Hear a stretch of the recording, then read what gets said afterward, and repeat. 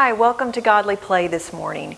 We're in the Godly Play classroom and I'm standing with our calendar which represents the church year, and each of these shapes that go around the circle represent a different Sunday in the church year, in the church calendar.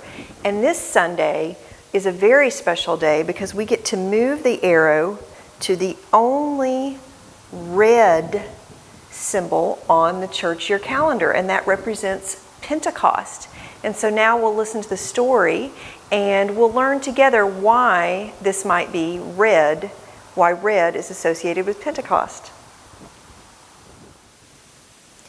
Our Godly Play story this morning comes in a box, like our parables come in boxes, but those boxes are gold and this box is red. So I wonder if that means that this is a parable or something different.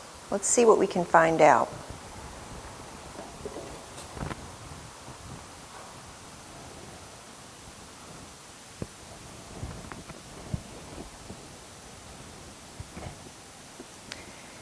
There was once a great tower, and everyone working on the tower worked together, and they all spoke the same language.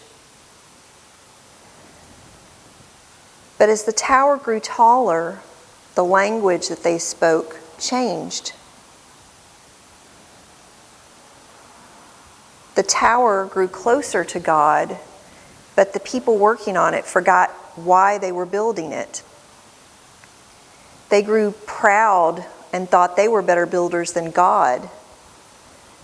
And each group working on the tower thought it was better than all the other groups working on the tower. The language that they spoke changed and became just a buzzing noise that no one could understand. Everyone was babbling. So one day the tower fell down, and it was called the Tower of Babel.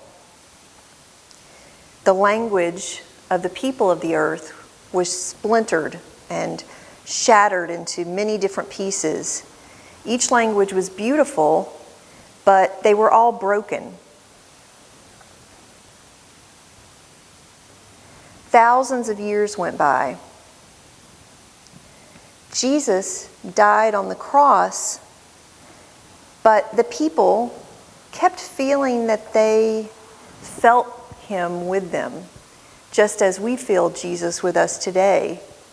They kept feeling that they were seeing him. And one day, something amazing happened.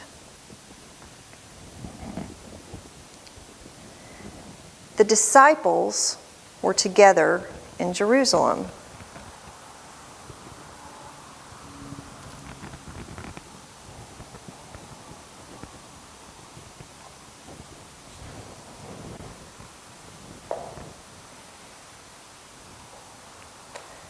We have Peter, James, John, Andrew. We have Philip, Bartholomew, Matthew, Thomas, James the Less. We have Simon and Jude. There are only 11 disciples because Judas had already died.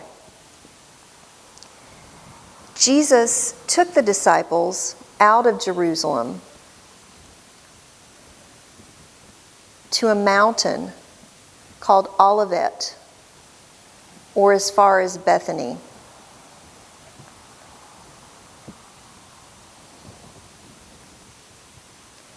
Jesus went up to heaven, and soon the Spirit would come down. The disciples were so full of joy. They went back to Jerusalem, and they went to the temple to pray. Then later, they went to an upper room, and with God's guidance, they decided that Matthias would replace Judas as the 12th disciple. On Sunday, they were all together again in the temple, and suddenly there was a rushing noise like a mighty wind coming in among them. They felt like it was the Holy Spirit, and they felt like they were on fire with its power. Their tongues burned in their mouths, and they were so excited that people wondered what was going on. The disciples went out into the street where there were people from many different countries speaking many different languages.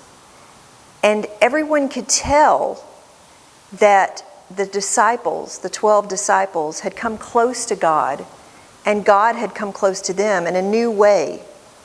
It no longer mattered that people spoke different languages.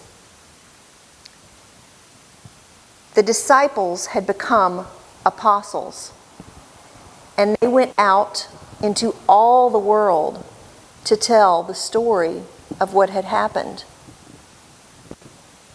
And ever since that time, we remember this event as Pentecost, and we celebrate it as the birthday of the church. Now, if we were here together in Godly Play, we would do our wondering questions, and I encourage you at home to think about these questions with your family. What is the most important part of this story? Where do you see yourself in this story? And what do you think could be different about the story? Thank you for joining us today for Godly Play.